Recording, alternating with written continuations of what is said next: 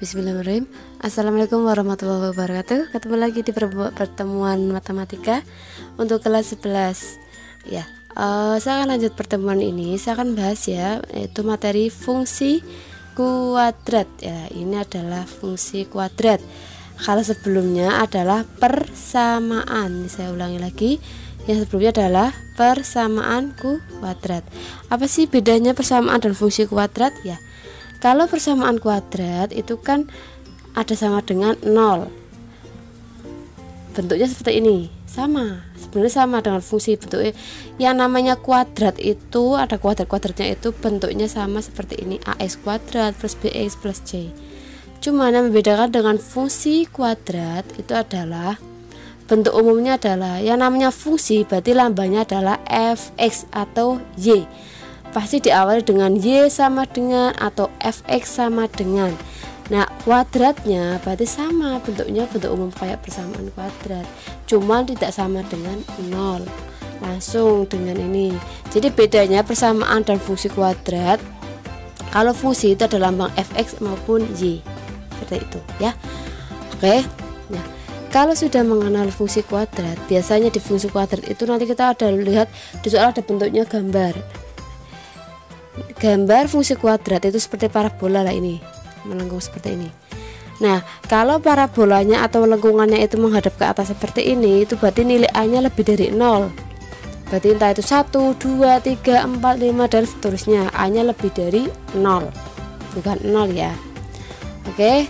Tapi kalau parabolanya itu, aduh ini madepnya ke bawah seharusnya. Bentar. Ini gini. Ya. Kalau parabolanya itu menghadapnya ke bawah seperti ini adalah jika A-nya ini ya, jika A-nya itu kurang dari 0.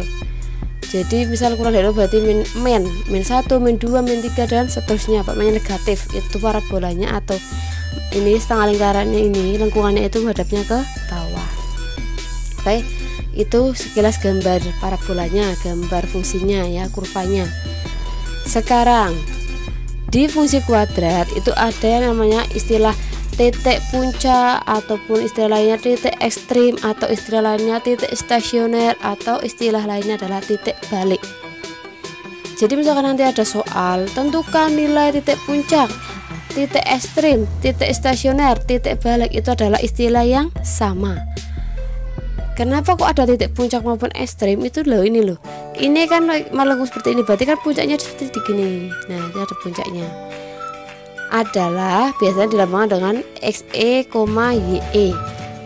Karena di fungsi kuadrat itu namanya fungsi, itu berhubungan dengan kurva, gambar. Gambar itu berarti kan berhubungan dengan koordinat x sama y. Lah, untuk mencari titik puncak di bagian sumbu x, di x, koordinat x, itu rumusnya adalah min b per 2a. Min b per 2a. Sedangkan untuk mencari koordinat atau titik di y nya adalah rumusnya min d per 4a. D itu apa? Kita kan sudah bahas. D itu adalah nilai diskriminan. Ini rumusnya b kuadrat min 4ac.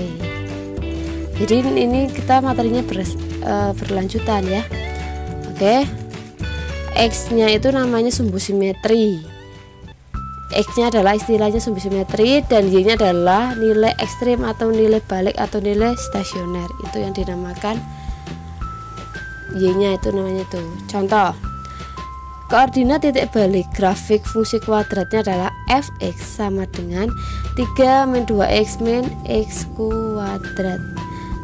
Titik balik kurva atau koordinat, kalau ada istilah titik atau itu adalah sama dengan koordinat ya, titik itu ya.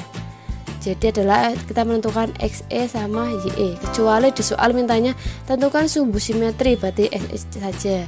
Tentukan nilai ekstrim atau nilai stasionernya, berarti y nya aja. Tapi kalau di soal mintanya tentukan titik puncak, titik ini ada istilah titik dari koordinat, berarti berhubungan dengan dua koordinat yaitu x sama y.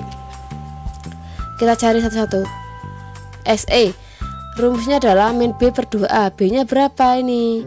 Kan kuadratnya di belakang, berarti kan a, b, c.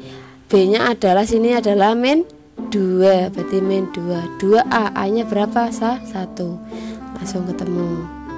Kemudian Y nya kan D min 4A.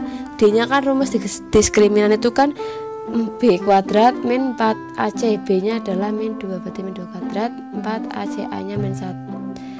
A nya kok min 1 ini? Bentar, saya ganti dulu, ini salah ya. A nya itu 1. C nya kan tadi, bentar, C nya ini 3 ya. C nya 3, tulis 3. Berarti 4 kali 3 itu 12. 2 berarti kan ini min ya. Min 4 kali 3 min 12. Min 2 kuadrat min 2 kali min 2 4. 4 kurangi 12 hasilnya adalah berapa? 2 min 12 plus 4.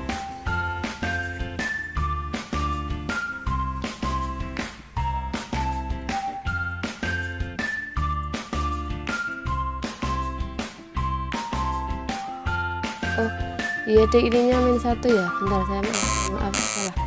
Kenapa min 1? Karena X nya kan di sini, dari belakang. Ini kan min ya, di sini.